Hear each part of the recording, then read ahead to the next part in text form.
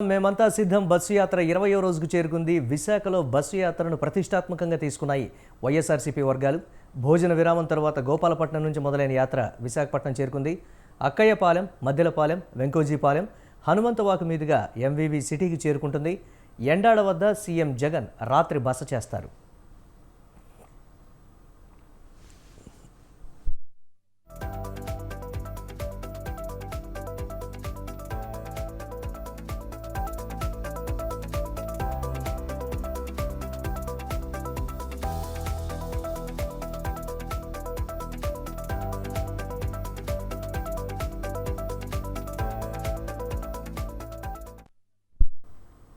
Bus యాత్రకు జనం అడుగడుగునా నీరాజనాలు పలుకుతున్నారు. మేమంతా సిద్ధం బస్సు యాత్రలో భాగంగా విశాఖ రోడ్ షో గ్రాండ్గా ప్లాన్ చేసింది వైసీపీ.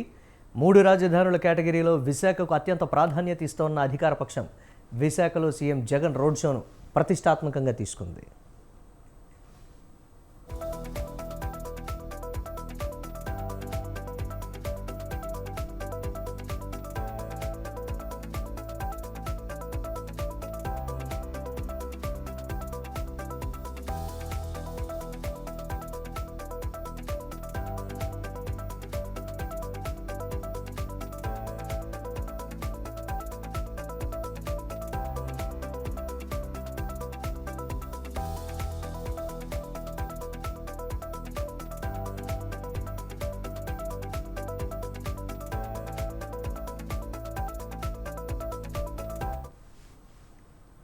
రెండు 2019లో జగన్ వేవ్తో 175 అసెంబ్లీ సీట్లకు 151 గెలిచిన విశాఖ నగరంలో విజయకేతనం ఎగురలేకపోయింది YCP. Visakha south, north, west, east 4 సీట్లలో గెలవలేకపోయింది వైసీపీ. ఈసారి నగరంలోని 4 అసెంబ్లీ సీట్లను క్లీన్ స్వీప్ చేసేందుకు అధికార పార్టీ పావులు కదుపుతోంది. గత ఎన్నికల్లో ఉత్తరాంధ్రలోని మొత్తం 34 అసెంబ్లీ సీట్లలో వైఎస్ఆర్సీపీ 28 సీట్లను సాధించింది.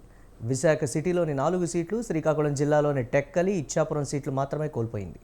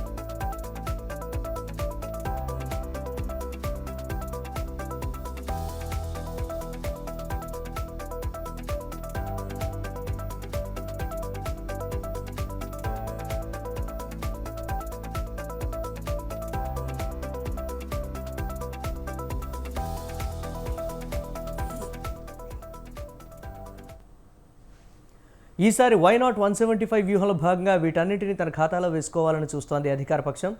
అమరావతిని శాసన రాజధానిగా ఉంచి విశాఖను కార్యనిర్వాహక రాజధానిగా ప్రకటించింది అధికార వైసీపీ.